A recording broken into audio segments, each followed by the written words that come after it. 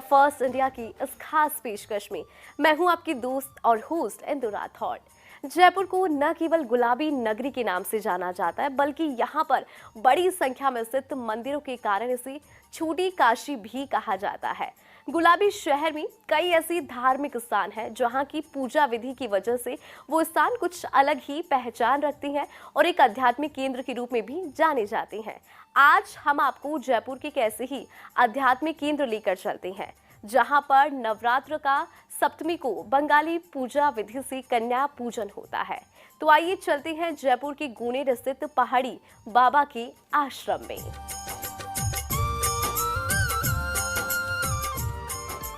जयपुर राजस्थान की राजधानी न केवल अपनी स्थापत्य कला के लिए प्रसिद्ध है, बल्कि यहाँ के धार्मिक स्थलों के लिए भी यह देश में प्रसिद्ध है। यहाँ के छोटे बड़े सैकड़ों मंदिरों के कारण इसे छोटी काशी भी कहा जाता है।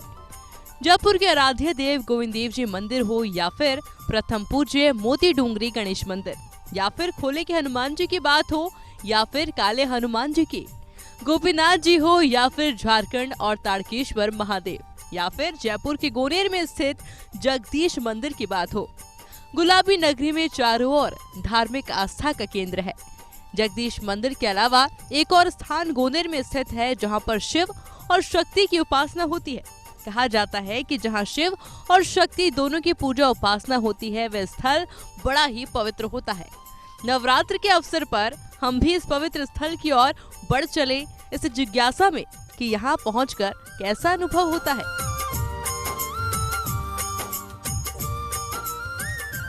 और हम बढ़ चले हैं गोनेर के श्री सत्यायतन पहाड़ी बाबा के आश्रम की ओर। गोनेर के प्रसिद्ध जगदीश मंदिर से लगभग 500 मीटर की दूरी पर स्थित है पहाड़ी बाबा का ये आश्रम। आश्रम में प्रवेश करते ही महसूस होने लगी आत्मिक शांति, वातावरण की सकारात्मकता। ये केवल हमें ही महसूस नहीं हुई, बल्कि यहाँ आने वाले सभी भक्तों को होती है, जिसका पता हमें बाद में भक्तों से बातचीत करने पर चला। पहाड़ी बाबा के शिष्य और इस आश्रम के आचार्य महाराज भुवनेश्वरानंद जी महाराज द्वारा विकसित इस आश्रम में नवरात्र की विशेष पूजा अर्चना का कार्यक्रम शुरू होने वाला है। बंगाली पूजा विधि से यहाँ पर नवरात्र में सप्तमी को कन्या पूजन होती है। हमें लगा कि शायद अन्य मंदिरों की तरह नवरात्र में यहाँ भी 9 कन्याओं को बैठाकर भोजन करवाया जाता होगा और उन्हें भेंट दी जाती होगी, लेकिन हमें पता नहीं था कि अगले कुछ मिनटों में ही हम यहाँ की अनोखी बंगाली दुर्गा पूजा पद्धति से रूबरू होने वाले हैं। हमने देखा कि पुजारी 9 वर्ष की आयु से छोटे बच्चे को दुर्गा स्वरूप में अपनी गोदी में उठाकर शंख ध्वनि के बीच दुर्गा मंदिर अर्थात मातृ मंदिर में ले गए। मंदिर में लाकर पुजारियों ने इस दुर्गा स्वरूपा कन्या को माता के मंदिर में स्थापित प्रतिमा के सामने लगे सिंहासन पर विराजमान कर दिया। निराकार गुरु गुरु रे निर्गुण, गुरु सृष्टिकार गुरु विश्वंभर, यहीं पर हमने पहली बार आश्रम के आचार्य महाराज भुवनेश्वरानंद जी को देखा, जिनको उनके महिला और पुरुष शिष्य दंडवत प्रणाम कर रहे थे। शांत भाव से किसी दिव्य पुरुष के आभा मंडल वाले भुवनेश्वरानंद जी से आज्ञा लेकर पुजारियों ने कन्या पूजन शुरू किया। संस्कृत के मंत्रोच्चार के बीच हो रहे इस कन्या पूजन के दौरान दुर्गा बनी कन्या के मुख का तेज देखते ही बनता था। संस्कृत के श्लोकों के बीच यजमान द्वारा कन्या के चरण धुलाने से लेकर भोग लगाने की प्रक्रिया को उपस्थित भक्तजन बड़े ही कौतूहल से देख रहे थे। इस दौरान इस मंदिर में एक सकारात्मक शांति महसूस हुई। पूजा के बाद हुई आरती के बाद सभी लोगों ने दुर्गा स्वरूप कन्या और भुवनेश्वरानंद महाराज से आशीर्वाद भी लिया। इस आश्रम से पिछले 40 साल से जुड़े महेश चंद्र शर्मा बताते हैं कि जयपुर में आश्रम 1973 में बंगाल से जयपुर आए हीरे हरानंद जी महाराज अर्थात पहाड़ी बाबा द्वारा स्थापित किया गया और उनके बाद इसका संचालन उनके शिष्य यानी कि भुवनेश्वरानंद जी महाराज द्वारा किया जाता है। महेश चंद्र शर्मा के अनुसार इस मंदिर में नवरात्र में केवल सप्तमी को ही कन्या पूजन होती है और वह भी बंगाली तांत्रिक पूजा विधि के साथ। इस समय हम हैं पहाड़ी बाबा आश्रम के मातृ मंदिर में। 40 वर्ष से इस आश्रम से जुड़े हुए महेश चंद्र शर्मा जी से बात कर लेते हैं। महेश जी, ये किस तरह का पूजा विधान है और ये अलग जगह से किस तरह से मतलब थोड़ा सा अलग लगता है कि क्या ये रोजाना होता है या केवल एक दिन सप्तमी को या षष्टमी को? नवरात्र 2 नवरात्र होते हैं, वासंती नवरात्र और शारदीय नवरात्र। दोनों नवरात्रों में सप्तमी के दिन कन्या पूजन होता है। यहाँ पहाड़ी बाबा आश्रम में तांत्रिक विधि से पूजा की जाती है, जो लगभग 40-45 साल से लगातार चल रही है। और हर सप्तमी को कन्या पूजन होता है और अष्टमी और नवमी के में संधि पूजन होता है, उसमें कुष्मांड बलि दी जाती है। और षष्ठी को बिल्वादिवास होता है, उसमें बिल्वादिवास किया जाता है माँ का। तो ये बंगाली परंपरा, तांत्रिक परंपरा यहाँ आश्रम में मनाई जाती है। अच्छा, ये मतलब यहाँ की राजस्थान की परंपरा नहीं, बंगाली परंपराओं के अनुसार यहाँ पे पूजा विधि? बंगाली परंपरा।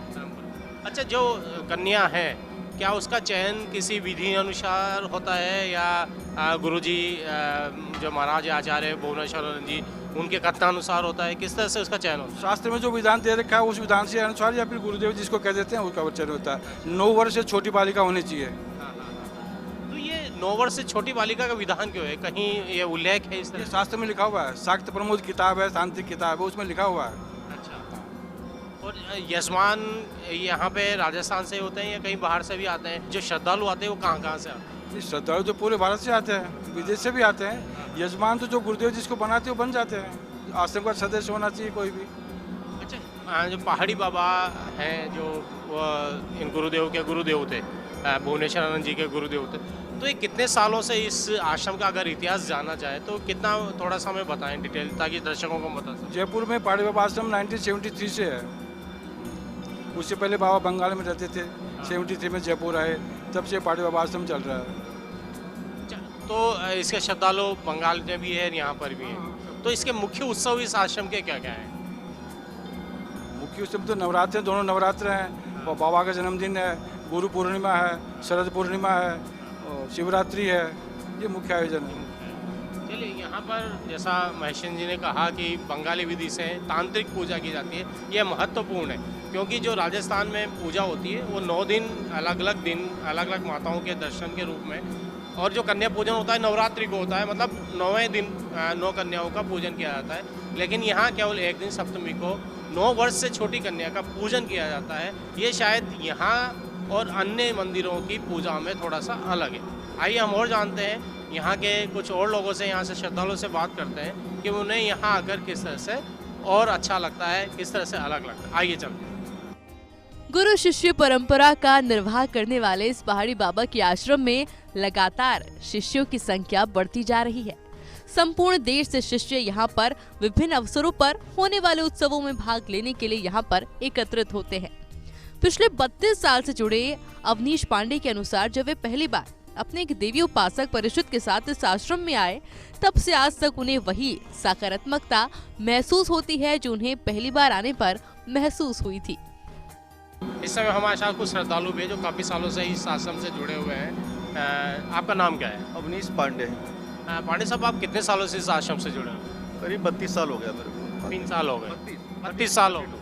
तो इस आश्रम में और दूसरे भी बहुत सारे आश्रम हैं, पूजा विधि भी होती है, सब सनातन धर्म की सब तरह से होती है। तो मतलब आपको सबसे पहले कैसे पता चला था इस आश्रम का और कैसे जुड़े आप? कुछ अलग क्या पाया इसमें? एक जयपुर के बहुत बड़े तांत्रिक हुए हैं, व्यास जी करके, तो वो हमेशा हमारे जो गुरुदेव हैं इनकी तारीफ करते थे और हमेशा वो देवी उपासक थे खुद भी, तो वो मेरे को लेके आए थे।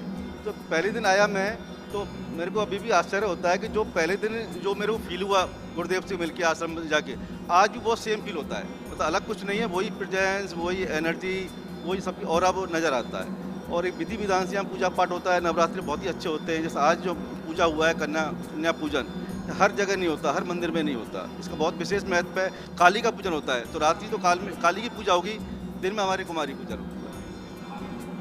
आप राजस्थान के दूसरे मंदिर में भी जाते होंगे, जयपुर के दूसरे मंदिर में जाते हैं, छोटी काशी कहलाता है। तो एक जो तांत्रिक उपासना है, बंगाली विधि है, क्या वो राजस्थान के या जयपुर के किसी दूसरे मंदिर में भी आपने देखा है? नहीं, देखा तो नहीं है, पर मेरे को नहीं लगता है यहाँ के जो विधान है, जो तरीका है, ऐसा होता होगा। चलिए, ये कुछ अलग। और गुरुदेव ने, सच बात तो ये है, मैं तो ये कहूँगा जयपुर के लिए जो आश्रम जो बनाया है सत्यायतन, जयपुर का एक वृंदावन, ये जयपुर का वृंदावन मान के चलो, आप पूरा भ्रमण करेंगे तो वृंदावन वाली फील आएगा, वही एहसास होगा, सब कुछ आपको मिलेगा। ये बात तो बिल्कुल सही है सारे कि ज्योतिर्लिंग से बना दिए यहाँ पर, तो कहीं जाने की जरूरत ही नहीं है। पूरा पशुपतिनाथ का मंदिर पशुपतिनाथ मंदिर भी बन गए और वो अपने अमरनाथ भी बन गए, 12 ज्योतिर्लिंग बन गए। तो शिव पूरा, ये तो शिव का पूरी वो है जगह, माँ दुर्गा की और शिव की। इस आश्रम से जुड़े और राजस्थान प्रशासनिक सेवा से रिटायर्ड अधिकारी संजीव पांडे के अनुसार यहाँ पर होने वाला ये कन्या पूजन राजस्थान के किसी भी मंदिर में होने वाले कन्या पूजन से बिल्कुल अलग है। इन शिष्यों का ये मानना है कि जिस तरह इस आश्रम को विकसित किया जा रहा है, यहाँ पर वृंदावन जैसा महसूस होता है। आप तो कभी पूरे राजस्थान में घूमे अपने प्रशासनिक सेवाओं के दौरान, क्या ऐसी उपासना, इस तरह की जो पूजा है राजस्थान किसी और मंदिर में? यहाँ के बहुत सारे शक्ति मंदिर हैं, चाहे जसोल माता जी हो, तनोटाई माता जी हो, बहुत सारे माता हैं, तो क्या आपने देखा इस तरह का विधान देखा? नहीं, मैंने इस तरह का विधान नहीं देखा। काफ़ी मंदिरों में घुमा हूँ मैं राजस्थान भर में, और इस तरह का विधि विधान जो गुरुदेव की परंपरा, एक बंगाली जो परंपरा पूजा की वो है, उस हिसाब से करते हैं। और गुरुदेव में सही मायने में कहना चाहिए तो गुरुदेव अपने आप में जैसे कहते हैं सदगुरु कैसा हो, संत कैसा हो, तो संत को कोई डिफाइन करना चाहे, संत की पहचान करना चाहे तो गुरुदेव के दर्शन कर ले और गुरुदेव के सद्गुणों को वो कर ले, प्रणाम कर ले, तो अपने आप में सब कुछ पूर्णता आ जाती है। जैसे अभी अविनाश जी ने कहा कि यहाँ शिव और शक्ति दोनों का एक संगम है, एक उपासना स्थल है, तो कैसा महसूस होता है? क्योंकि आध्यात्मिक एक जो ओरा हो जाता है वो बन जाता है जहाँ शिव शक्ति दोनों होते हैं, तो यहाँ कैसा महसूस होता है? यहाँ बिल्कुल बहुत पॉजिटिविटी महसूस होती है, और कई बार मतलब ये घंटों तक आप बैठे रहो, यहाँ से उठने का मन नहीं करता, मतलब वही एक पॉजिटिव ऑरा है। और गुरुदेव की शक्ति का, गुरुदेव का जो ऑरा है, गुरुदेव की जो डेडिकेशन और भगवान के प्रति जो है ना, और हर चीज़ गुरुदेव का जो दृष्टा भाव रहता है, अपने ऊपर कुछ नहीं लेते, वो गुरुदेव का हमेशा ऊपर करता भाव नहीं है, गुरुदेव की कृपा पूरी करते हैं, किंतु उसके केवल निमित्त भी नहीं बनते, वो सब ऊपर वाले पे छोड़ देते हैं। तो इस तरह का गुरुदेव का हो रहा है, और वो सब में रिफ्लेक्ट हो, सब पे कृपा हो रही है। गुरुदेव के साथ मेरे को बहुत मौके मिले हैं, कैलाश मानसरोवर तक भी गुरुदेव के साथ यात्रा करने का मौका मिला है मेरे को, सभी जगह हम कामाख्या भी गए गुरुदेव के साथ में, तो बहुत ही अलग ही गुरुदेव का जो चरित्र है वो हो रहा है, और शक्ति है, किंतु सब कुछ छिपाए बैठे हैं, अपने आप को प्रकट नहीं करते। और जयपुर में एक बड़ा देन है, शायद बहुत कम लोग जानते होंगे, जयपुर में जो अपने गोविंद देव जी मंदिर की यात्रा निकलती है, वो जो गुरु हैं गुरुदेव, उन्होंने स्टार्ट कराया था, पहले जयपुर में नहीं निकलती थी। तो अभी जो गुरुदेव विराजमान है, उनके जो गुरु हैं उन्होंने शुरू किया था, पहाड़ी बाबा जी ने शुरू किया था, ये पहले जयपुर में नहीं निकलता था। तो यह तो रही इस कन्या पूजन की बात कि किस तरह से यहाँ पूजन होता है, इसका विधान क्या है। यहाँ पे एक और जो चीज़ मुख्य आकर्षण है इस आश्रम का, वह है 12 ज्योतिर्लिंग जो यहाँ पर बने हैं, और साथ के साथ ही पशुपतिनाथ। आइए हम उनको भी आपके दर्शन करा देते हैं, आइए चलते हैं।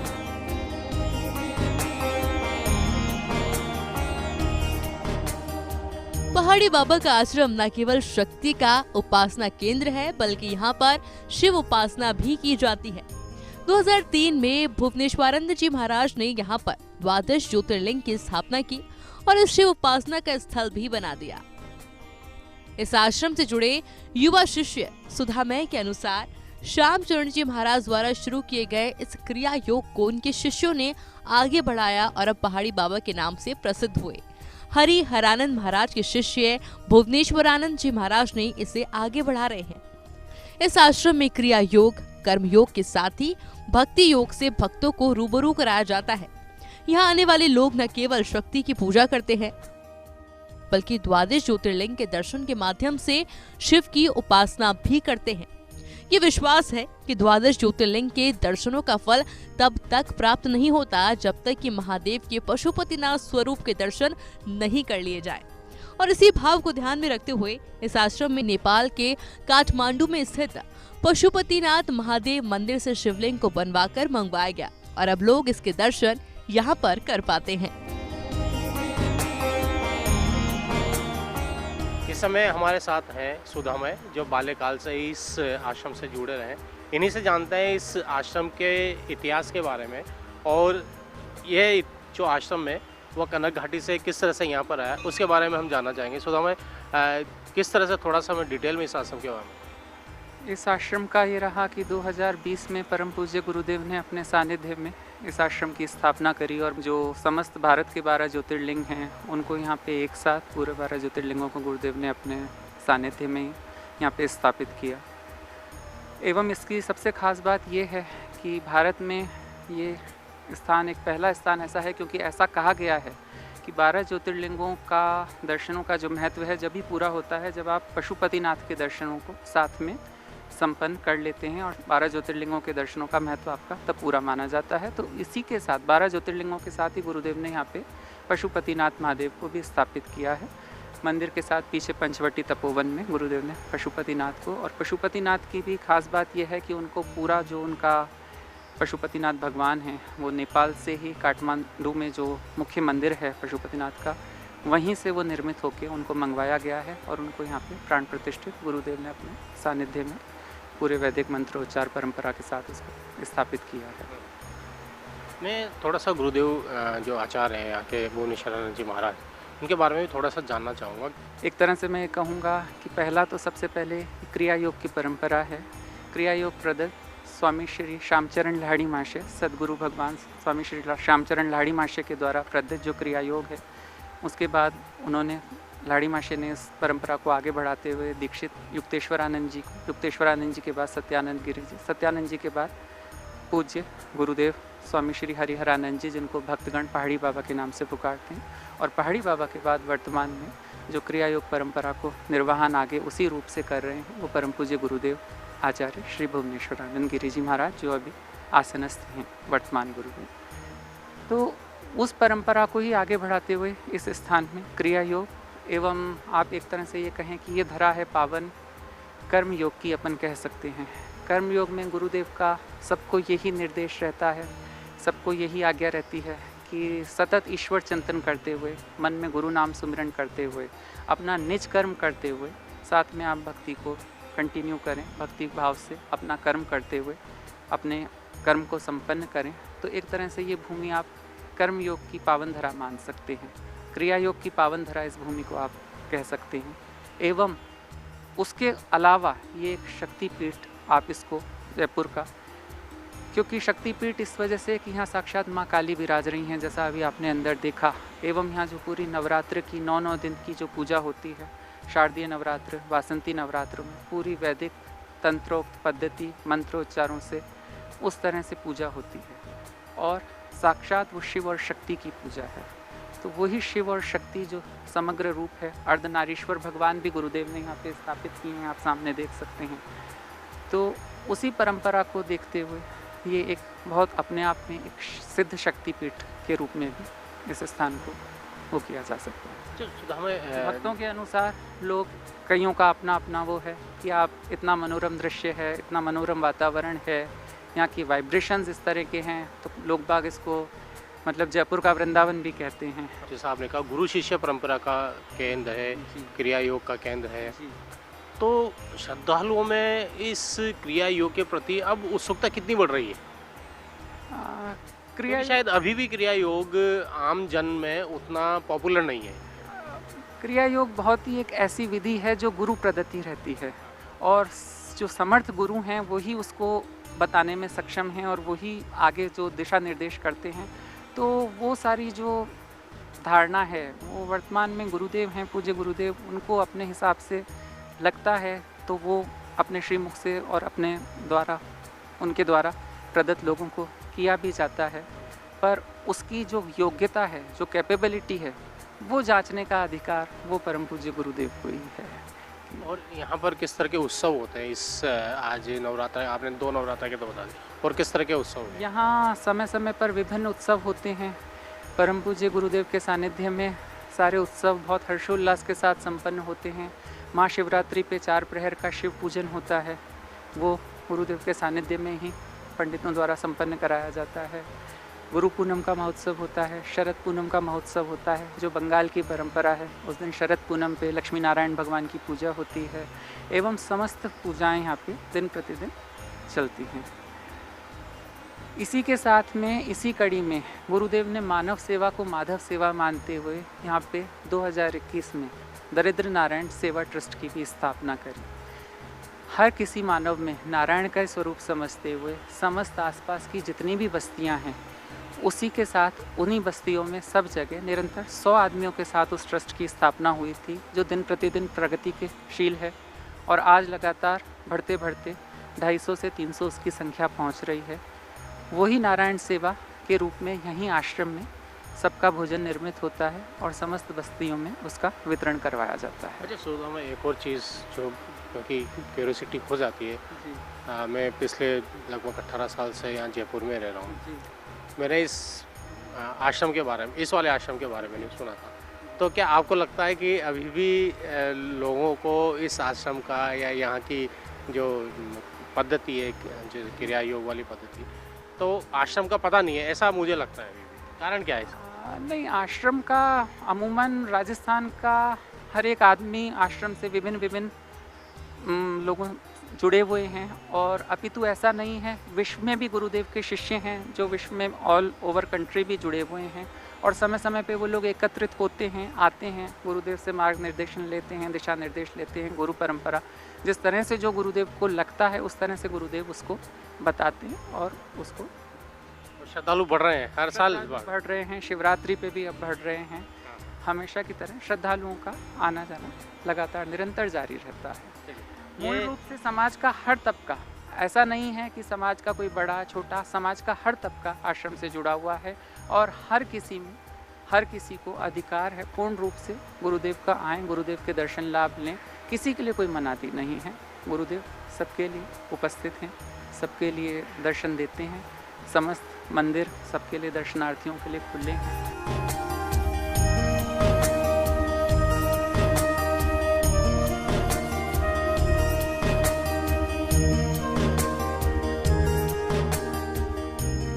आध्यात्म और गुरु परंपरा के इस आश्रम में क्रिया योग, कर्म योग और भक्ति योग के साथ ही मानव सेवा का पाठ भी पढ़ाया जाता है।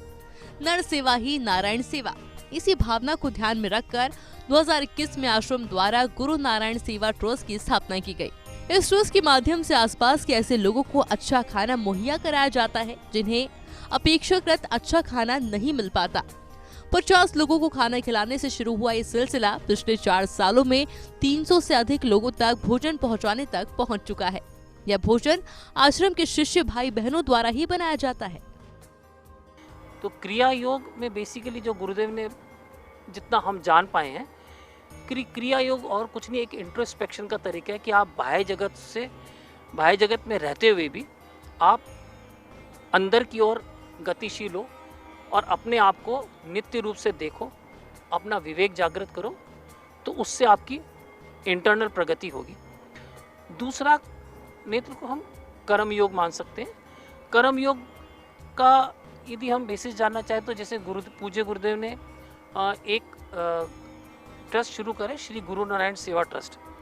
उसके माध्यम से गुरुदेव हम सबको ये समझाना चाह रहे हैं, जो कि कभी रामकृष्ण परमहंस जी ने विवेकानंद जी को बताया था, कि हर मनुष्य में आप ईश्वर के दर्शन करो और उनको ईश्वर मानते हुए उनकी सेवा करो।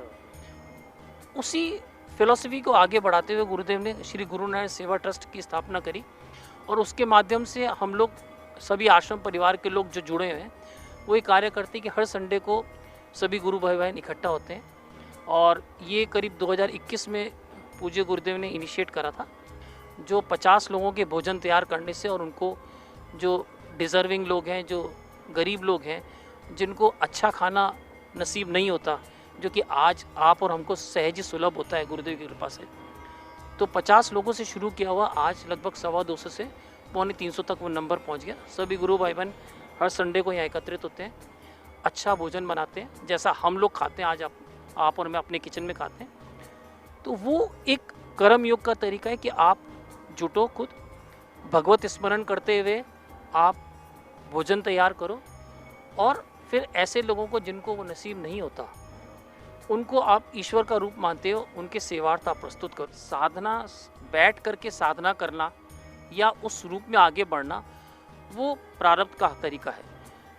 मास एज ए होल के कल्याणार्थ के लिए तो श्री गुरु नारायण सेवा ट्रस्ट का गुरुदेव का शुरू किया हुआ है, और उसी के थ्रू सेवा का मौका ज़्यादा से ज़्यादा लोगों को दिया जा रहा है ताकि लोग उससे एसोसिएट हों। तो ये कार्य तो प्रगति पे है और बढ़ता रहेगा, ताकि लोग अपने अहम को, अपने आप को भूल के एक बार और सेवार्थ भाव से इसमें लगें और लोगों के कल्याणार्थ काम करें। उससे सेल्फ डेवलपमेंट गारंटीड है, ऐसा गुरुदेव कहते हैं। नवरात्र में कन्या पूजन के साथ ही शिव उपासना के इस केंद्र को अब मिनी वृंदावन के रूप में विकसित किया जा रहा है। और वह दिन दूर नहीं जब पहाड़ी बाबा के आश्रम भी जयपुर के दूसरे बड़े धार्मिक और आस्था केंद्रों की तरह लोगों के लिए आकर्षण का केंद्र होगा।